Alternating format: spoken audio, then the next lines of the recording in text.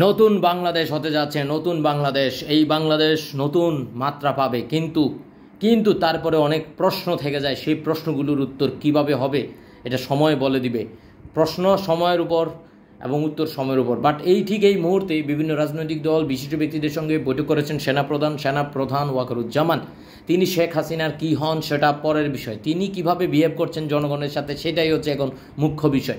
বৈঠকে আসিফ নজরুল সহ অন্যান্যরা, আপনারা জানেন আসিফ নজরুল গত অনেক দিন ধরে এই সরকারের সমালোচনায় ছিলেন। তার প্রত্যেকটা সমালোচনা ছিল যৌক্তিক এবং ছাত্র বান্ধব, এবং আপনারা দেখেছেন ছাত্রদের সাথে একাত্মতা প্রকাশ করেছেন, বিভিন্ন কথা বলেছেন, ছাত্রদেরকে পুলিশের যে থানা থেকে নিয়ে আসছেন, এই ধরনের সমন্বয়কদেরকে নিয়ে আসার ক্ষেত্রে তাদের ভূমিকা সব কিছু মিলিয়ে যেই কারণেই হচ্ছে আসিফ নজরুলকে ডাক পেয়েছেন। আসিফ নজরুল স্যার হয়তো খুব সুন্দর চমৎকার কিছু আইডিয়া দেবেন, সেই আইডিয়া অনুযায়ী হয়তো সামনের মধ্যবর্তী বা ইন্টারিম যে গভর্নমেন্ট সেটা গঠিত হবে, হয়তো সেখানে হয়তো সাহায্য করবে সেনাবাহিনী।